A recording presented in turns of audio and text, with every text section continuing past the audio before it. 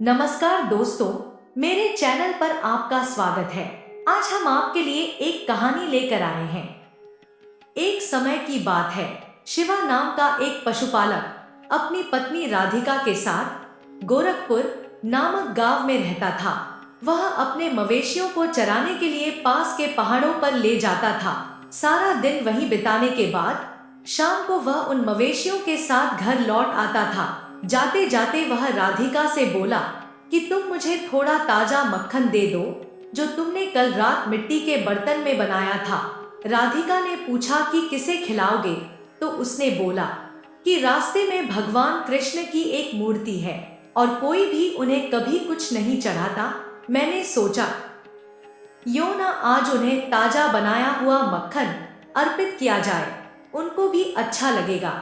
अब हमारे पास और कुछ तो है नहीं, तो कम से कम हम मक्खन तो चढ़ा ही सकते हैं। राधिका ने कहा ठीक है, पर हमारे मवेशियों का भी ख्याल रखना। इन दिनों आप ज्यादा ही आध्यात्मिक होते जा रहे हैं, कहीं उनसे ध्यान ना हट जाए आपका। शिवा अपनी पत्नी से नाश्ता और मक्खन साथ लेकर घर से निकल पड़ा। रास्ते में वो विशाल बरगद के पेड़ के नीचे भगवान कृष्ण की मूर्ति के पास रुक गया, जैसा कि वो हर रोज करता आया था। उसने पहले भगवान की मूर्ति से प्रार्थना की और फिर उनसे बातें करने लगा। आपकी कृपा से मेरा जीवन खुशहाल बीत रहा है। आज मैं आपके लिए अपने घर से ताजा मक्खन लाया हूँ। यह लीजिए, खाकर देखिए, मेरी बीवी ने निकाला है। आपको तो ताजा मक्खन बहुत पसंद है ना। इतना कहकर शिवा ने मूर्ति के सामने मक्खन से भरा घड़ा रखा और फिर पहाड़ों में मवेशियों को चराने के लिए निकल पड़ा। सूरज डूबने के बाद वो वापस आया और फिर आकर कृष्ण की मूर्ति के पास रुक गया। उसने देखा कि मिट्टी का वो पूरा घड़ा खाली था। खाली घड़े को देखकर वो आश्चर्यचकित हो गया और भगवान ने उसकी भेंट स्वीकार कर ली। यह सोचकर काफी प्रसन्न हो गया कि मेरी भेंट स्वीकार कर ली।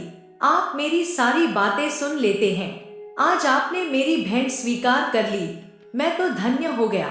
अगर आप स्वीकार करें तो मैं आपको प्रतिदिन खुशी से मक्खन अर्पण करूंगा।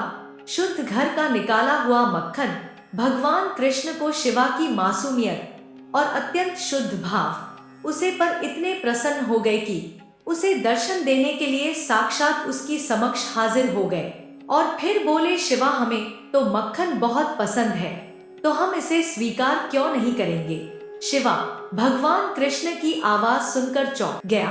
उसे यकीन ही नहीं हुआ कि यह हकीकत है।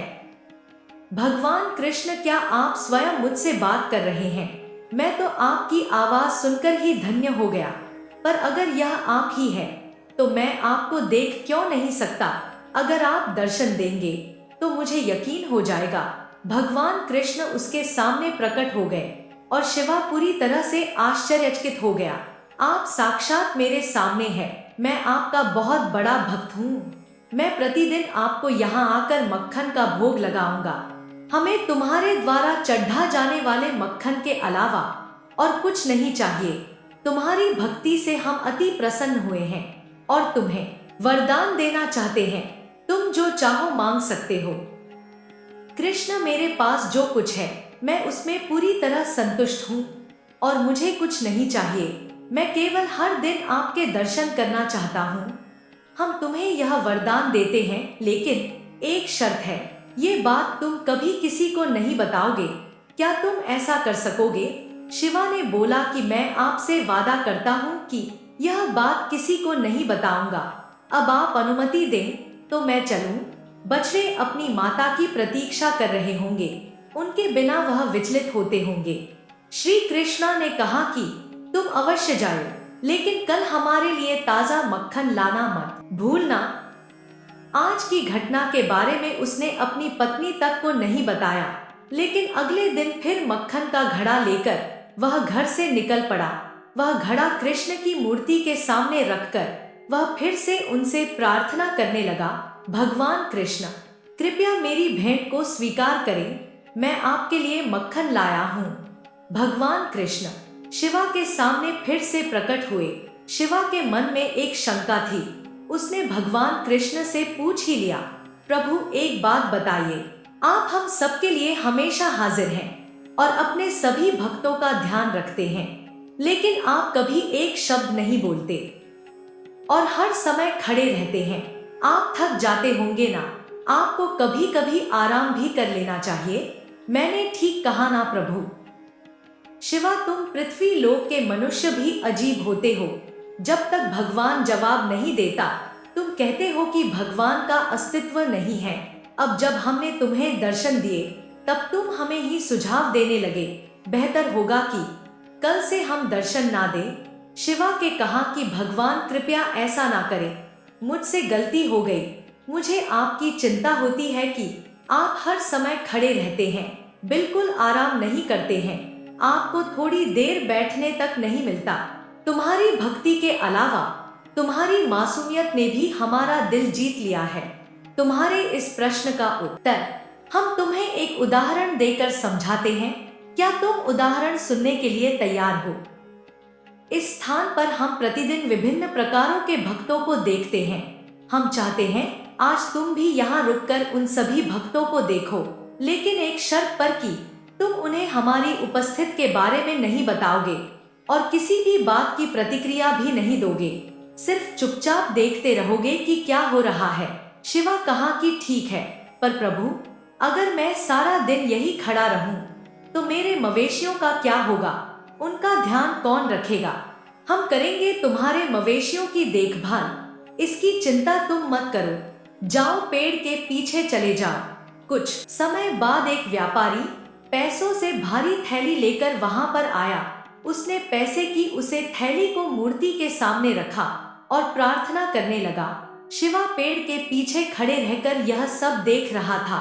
मैंने अभी अभी नया कारोबार शुरू किया है, कृपया उसमें अच्छे अच्छे मुनाफों का आशीर्वाद दे।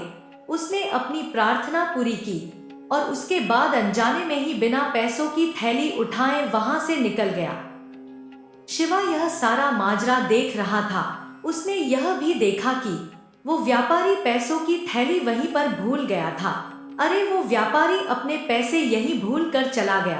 अब मैं उसे याद भी नहीं दिला सकता, क्योंकि मैं भगवान कृष्ण की किसी भी बात पर प्रतिक्रिया न करने की शर्त से बंधा हुआ हूँ।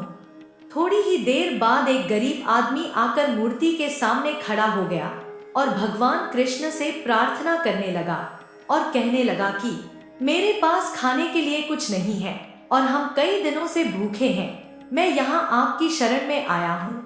कृपया मुझे कोई ऐसा मार्ग दिखाओ जिससे मैं अपने परिवार का भरण पोषण कर सकूं। फिर उसको मूर्ति के पास पैसे की थैली दिखाई दी। वो खुश हो गया और बोला, भगवान, आपने इतनी जल्दी मेरी इच्छा पूरी कर दी।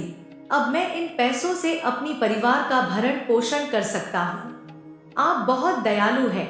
फिर वह गरीब आदमी पैसे की थैली लेकर वहां से निकल गया और उसके फौरन बाद एक और भक्त आया। बोला, राम, जो कि एक सपेरा था, वो भी प्रार्थना करने लगा और कहने लगा कि वह लोगों की जान बचाने के अपने काम से खुश हूँ, लेकिन मुझे कभी कभी डर लगता है।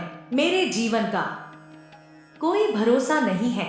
मेरे परिवार में कमाने वाला और कोई भी नहीं है। इसलिए मैं आपसे प्रार्थना करता हूँ कि आप मुझे हर खतरे से बचाए रखें। तो यही मेरी आपसे प्रार्थना है। उसी समय वो व्यापारी अपना कर्मियों के साथ पैसों की थैली लेने वापस आया।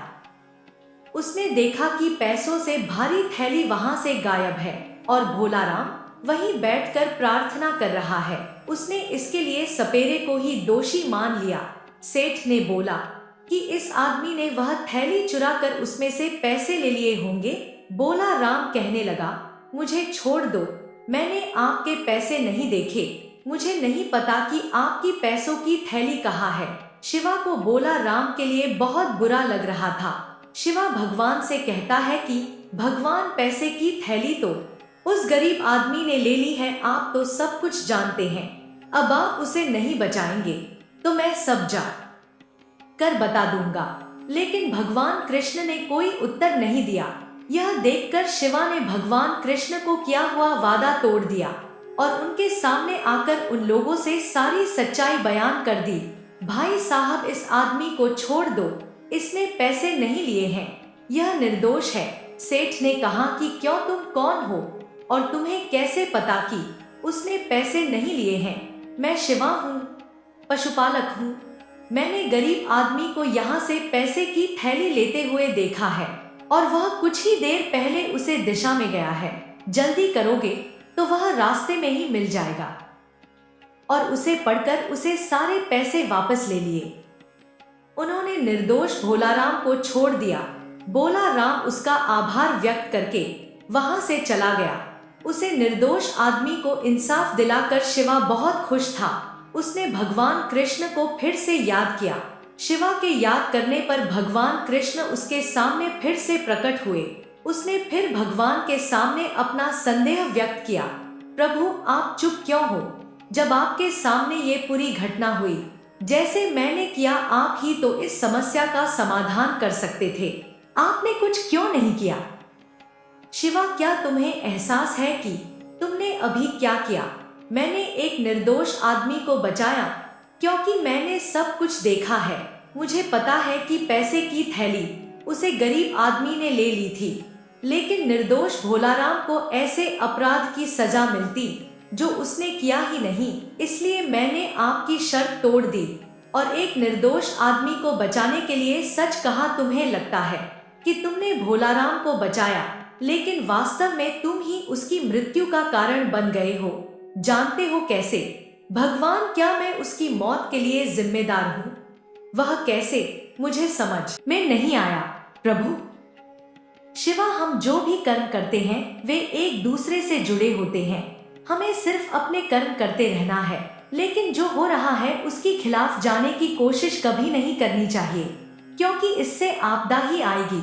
इसलिए मैंने तुम्हें किसी भी चीज का जवाब नहीं देने के लिए कहा था, पर भगवान, मुझे इसमें अपनी गलती समझ में नहीं आई। कृपया मेरा मार्गदर्शन करें। सबसे पहली बात यह है कि भोलाराम का कुछ समय पहले ही निधन हुआ है। क्या भोलाराम की मृत्यु हो गई है? ये तुम्हारी गलती के कारण हुआ है। अगर तुमने उसे जेल जाने दिया होता तो वो सांप को पकड़ने नहीं जाता और बच जाता, और बेचारा वो गरीब आदमी खुशी खुशी उन पैसों को अपने परिवार पर खर्च कर देता। लेकिन अब उसे कैद कर लिया है और उसका परिवार भूख से मार जाएगा। और यह इसलिए हुआ क्योंकि तुमने मेरी बात ना मानकर उन्हें सब कुछ बता दिया। प्रभु, लेकिन कम से कम मेरे कारण वह व्यापारी नुकसान से तो बच गया है ना? तुम सही कह रहे हो, पर यह भी तो सच है कि अगर व्यापारी ने अपने पैसे की थैली खो दी होती तो इस नुकसान का उसे पर ज्यादा असर नहीं होता, लेकिन उसे गरीब आदमी को पैसे से फायदा होता और साथ ही भोलाराम जेल में रहकर बच जाता। शिवा के कहा कि आपने जो कहा वह बिल्कुल सच है। मुझसे बहुत बड़ी गलती हो गई। मुझे आपकी इरादों का एहसास नहीं हुआ। आप तो सभी के प्रभु हैं, सबके कर्मों का हिसाब रखते हैं, लेकिन फिर भी आप शांत रहे, क्योंकि नियति में जो लिखा है वैसे ही होना चाहिए। आप ही है जो हमारे भाग्य का फैसला करते हैं, लेकिन मैं आपकी मंशा को नहीं समझ सका। कृपया मुझे क्षमा कर दो प्रभु, मुझसे बहुत बड़ी गलती हुई प्रभु। इसमें गलती तुम्हारी नहीं है शिवा। यह होना तो पहले से ही तय था, इसलिए परिणाम के बारे में मत सोचो। तुम सिर्फ अपना कर्तव्य करो और उसका फल देना भगवान के हाथों में छोड़ दो। शिवा अपना मिट्टी का घड़ा लेकर वापस अपने घर लौट आया। वो इस घटना को भूल गया। तो इस कहानी से आपको कुछ अच्छा सीखने को मिला होगा। ऐसे ही कुछ नई नई कहानी आपके लिए हम लेकर आते रहेंगे। हमारे साथ जुड़े रहने के लिए कृपया हमारा चैनल को सब्सक्राइब कर लेना और वीडियो अच्छी लगी है तो लाइक कर देना। खुश रहो, हमेशा हंसते रहो। धन्यवाद। जय श्री कृष्णा।